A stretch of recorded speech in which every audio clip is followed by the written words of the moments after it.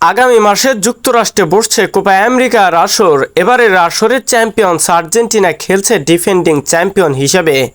Lionel Messi, আনেহেল D মারিয়ার দলে থাকায় আর্জেন্টিনার শিরোপা ধরে রাখার সম্ভাবনা দেখেছে অনেকেই। ব্রাজিলের নতুন তারকায় এনরিকো আর্জেন্টিনাকে অন্যতম শীর্ষ ফেভারিট দল হিসাবে দেখেছে এবার কোপা আমেরিকায়। এনরিককে বলা হচ্ছে ব্রাজিল ফুটবলের আগামী প্রজন্মের সুপারস্টার। এই জুলাইয়ে 18 বছর পূর্ণ হলেই বিশ্বসেরা ক্লাব রিয়াল মাদ্রিদে যোগ দেবেন তিনি। বর্তমানে স্বদেশি ক্লাব পালমেইরাসে খেলা এনরিক শৈশব থেকে স্বপ্ন দেখেছিলেন রিয়াল মাদ্রিদে খেলার। মূলত প্লে স্টেশনে খেলতে খেলতেই রিয়ালের প্রতি তার ভালোবাসার জন্ম। বয়স 18 না হতেই ব্রাজিল জাতীয় দলেও অভিষেক হয়েছে এনরিকের। জাতীয় দলের জার্সিতে গোলের দেখাও পেয়েছেন তিনি। রূপকথার মতো শুরু হয়ে গেছে তার ক্যারিয়ারও। এখন অপেক্ষা করছে জুনে ব্রাজিলের জার্সি গায়ে কোপা আমেরিকা মাতাতে।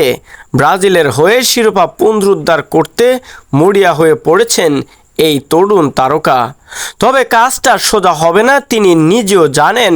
টুর্নামেন্টে আছে বর্তমান বিশ্ব চ্যাম্পিয়ন আর্জেন্টিনাও। এনরিক বিশ্বাস করেন আর্জেন্টিনা সবসময়ই যে কোনো টুর্নামেন্টে ফেভারিট।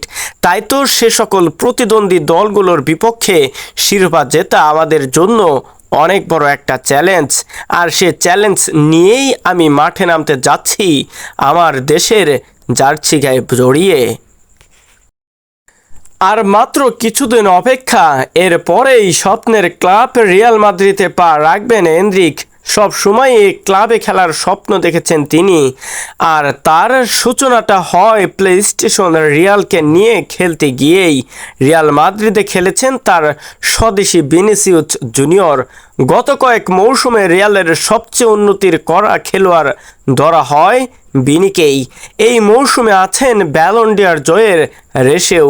তার কাছ থেকে বেশ সাহায্য পান বলে জানিয়েছেন এনরিক। তিনি বলেন, বিনি আমাকে দারুণভাবে স্বাগত জানিয়েছেন শহরটি মাদ্রিদ সম্পর্কে, ক্লাব সম্পর্কে আরও যে সকল তথ্য আমাকে দিয়েছে সেটা শুনে আমি নিজেই হতভম্ব হয়েছি। তাই তো স্বপ্নের ক্লাবে যোগ দেওয়ার জন্য মরিয়া হয়ে পড়েছি আমি নিজেই।